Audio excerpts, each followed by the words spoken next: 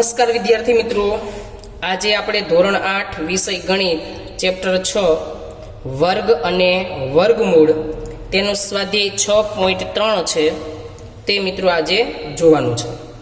મિત્રો, ગયા વિડિયો લેક્ચરની અંદર આપણે સ્વાધ્યાય 6.3 ના દાખલો પહેલો અને બીજો જોયો હતો। ત્યારબાદ હવે પછી આવે છે નેક્સ્ટ દાખલા નંબર 3। તો તેની સૂચના વાંચીએ શું કહેવા માંગે છે કે પુનરાવર્તિત બાદબાકીની રીતે 100 અને 169 નું વર્ગમૂળ શોધો। પુનરાવર્તિત બાદબાકીની રીતે 100 અને 169 નું વર્ગમૂળ શોધો। બરાબર છે। હવે જે સંખ્યાનું વર્ગમૂળ શોધવાનું છે તે સંખ્યા આપણને કેવી રીતે મળશે તે આપણે જોવાનું છે। મિત્રો, આની અંદર પુનરાવર્તિત બાદબાકીની રીતે 100 અને 169 નું વર્ગમૂળ શોધતા સમયે એકી સંખ્યા જે છે તેમાંથી આપણે એ સંખ્યા બાદ કરતું જવું પડે। બરાબર, તો જ આપણને તે સંખ્યા મળે। કેવી રીતે લખીશું તો તે જોઈએ આપણે। 100 આપેલા છે તો સૌ પ્રથમ અહીંયા હું લખીશ 100। બરાબર, એકી સંખ્યાની શરૂઆત આપણે 1 થી કરીએ તો -1 કરશું પહેલા, એટલે 100 માંથી 1 બાદ કરો એટલે કેટલા મળે તો કે 99 મળશે। એવી રીતે વિદ્યાર્થી મિત્રો બીજ કઈ સંખ્યા આપણને મળી તો કે 99 સંખ્યા મળી। 99 જે સંખ્યા મળી છે આપણે અહીં લખશું 99। એમાંથી ફરી પાછી એકી સંખ્યા બાદ કરશું। એકી સંખ્યા એટલે 1 બાદ નથી કરવાના, હવે પછીની એકી સંખ્યા કઈ આવે તો કે 3 આવશે, તો તેમાંથી આપણે 3 બાદ કરશું। તો 99 માંથી 3 બાદ કરશો એટલે કેટલા મળશે 96 મળશે। હવે આપણને કઈ સંખ્યા મળી 96, તો આપણે અહીં લખશું 96। એમાંથી એકી સંખ્યા બાદ કરવાની, પણ બાદ કરવાની કઈ તો કે 1 અને 3 આવી ગયા, એના પછીની એકી સંખ્યા કઈ આવે તો કે એના પછીની એકી સંખ્યા આવશે 5। બરાબર, તો એમાંથી આપણે 5 બાદ કરશું। તો 96 માંથી 5 બાદ કરો એટલે આપણને કેટલા મળે 91। બરાબર છે। એવી રીતે જ્યાં સુધી શૂન્ય ન આવે ત્યાં સુધી આપણે કરવાની હોય છે। ત્યાર પછી જોઈએ તો આપણને 91 મળ્યા, તો અહીંયા લખશું આપણે 91 માઇનસ 5 પછીની એકી સંખ્યા આવશે 7। બરાબર, તો 91 માંથી 7 બાદ કરો એટલે કેટલા મળશે 84। બરાબર, ત્યાર પછી 84 જે સંખ્યા એવી હું અહીંયા લખું 84 માઇનસ 7 આવ્યા, 7 પછીની એકી સંખ્યા કઈ મળશે તો કે 9, તો 84 માંથી 9 બાદ કરો એટલે કેટલા મળશે તો કે 75। બરાબર, હવે જે 75 સંખ્યા મળી છે એમાંથી આગળની એકી સંખ્યા બાદ કરીએ તો કે 9 પછીની એકી સંખ્યા કઈ આવશે તો કે 11, તો આપણને કેટલા મળશે તો કે 64। બરાબર, એના પછીની સંખ્યા છે 64 મળી છે, એમાંથી આગળની એકી સંખ્યા કઈ આવશે 11 પછીની તો કે 13, તો 64 માંથી 13 બાદ કરશું એટલે આપણને કેટલા મળશે તો કે 51। બરાબર, એવી રીતે 51 જે સંખ્યા મળી છે એમાં આગળની એકી સંખ્યા બાદ કરશું, 13 પછીની એકી સંખ્યા એટલે આવશે 15, એમાંથી 15 બાદ કરશું એટલે કેટલા મળશે 36। બરાબર, એવી રીતે 36 જે સંખ્યા આપી છે એમાં આગળની એકી સંખ્યા બાદ કરીએ એટલે આવે 17, તો 36 માંથી 17 બાદ કરો તો કેટલા મળે 19।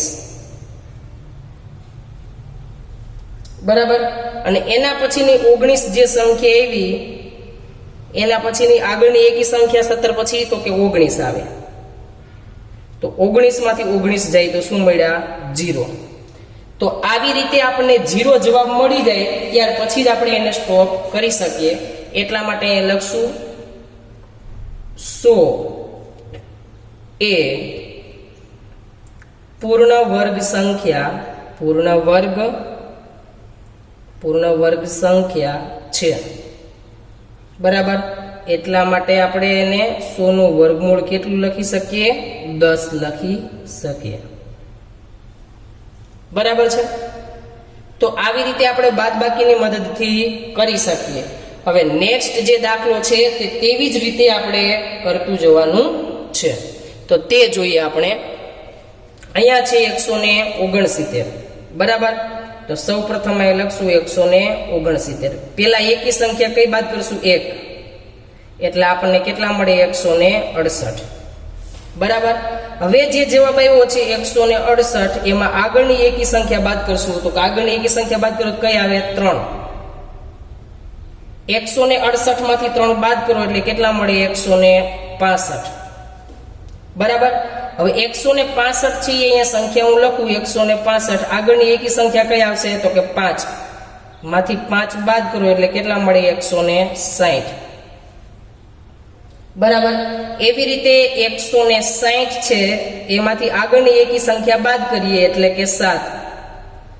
એટલે આપણને કેટલા મળે? તો કે 153. એવી રીતે 153 જે સંખ્યા છે એના પછીની એકી સંખ્યા થાય 9. તો 153 માંથી 9 જાય તો કેટલા વધે? 144. એવી રીતે 144 છે તેમાંથી આગળની એકી સંખ્યા 9 આવી ગઈ, પછી કઈ આવશે? તો કે 11. 11 બાદ કરો, 144 માંથી 11 બાદ કરો એટલે 133, બરાબર. ત્યાર પછી છે 133 માંથી કઈ સંખ્યા બાદ કરવાની છે? તો કે 13, બરાબર. તો કેટલા આવશે? 120. એવી રીતે 120 સંખ્યા આપેલી છે એમાં આગળની એકી સંખ્યા 13 પછી આવશે 15, બરાબર. તો આપણો જવાબ આવશે 105.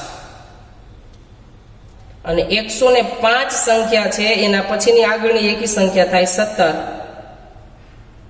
105 માંથી 17 બાદ કરો એટલે કેટલા મળે? 88, બરાબર. ત્યાર પછીની સંખ્યા 88 માંથી કેટલા બાદ કરવાના? એના પછીની સંખ્યા આવે 19. તો 88 માંથી 19 બાદ કરો એટલે કેટલા આવે?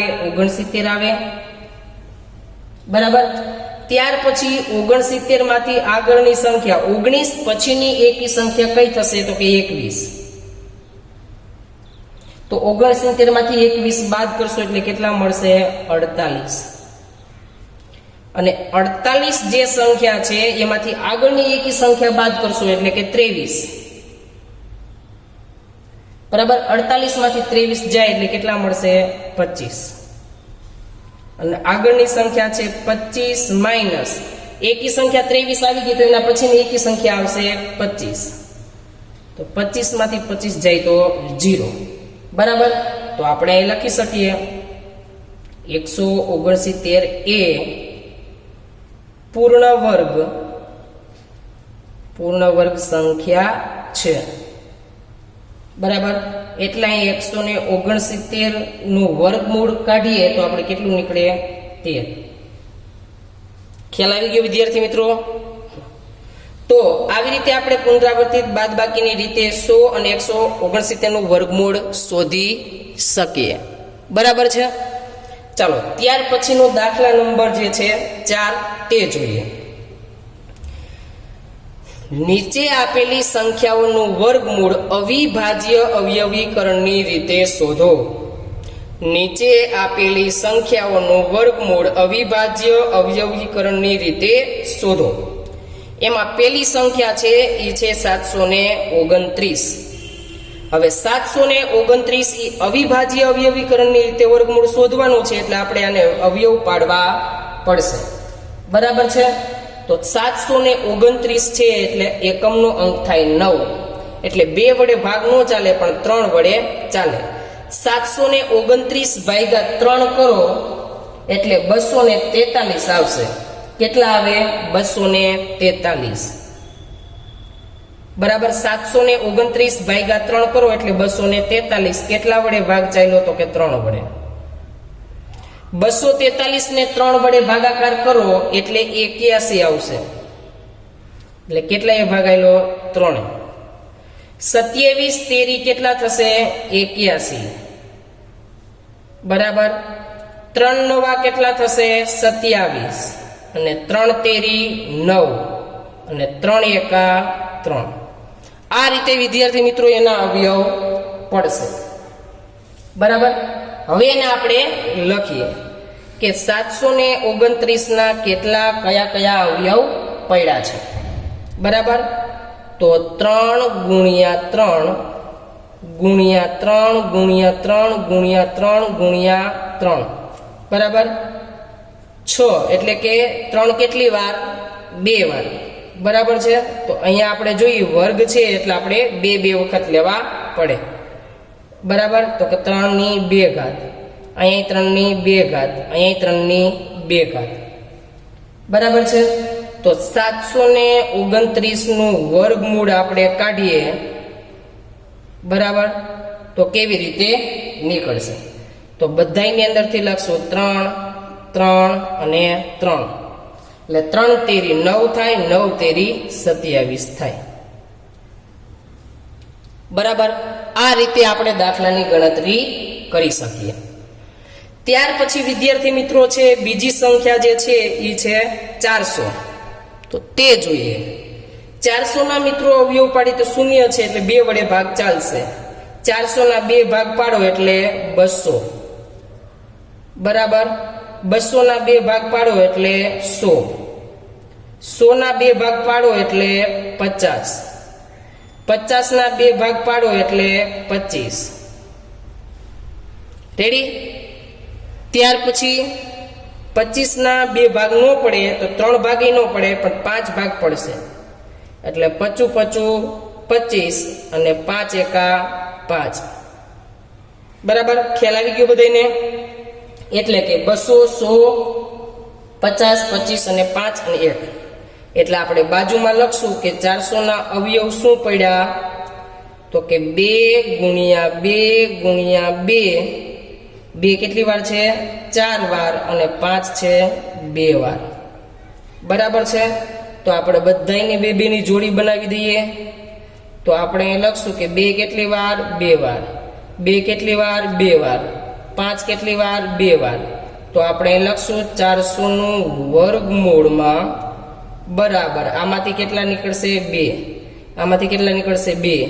આમાંથી કેટલા નીકળશે? 5.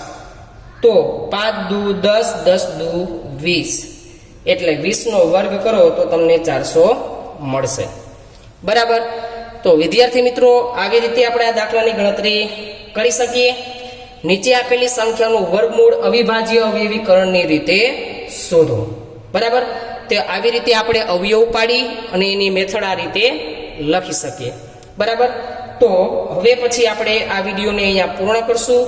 નેક્સ્ટ વિડીયોની અંદર આપણે દાખલા નંબર 4 ના ત્રીજો, ચોથો, પાંચમો અને છઠ્ઠો દાખલો જોઈશું.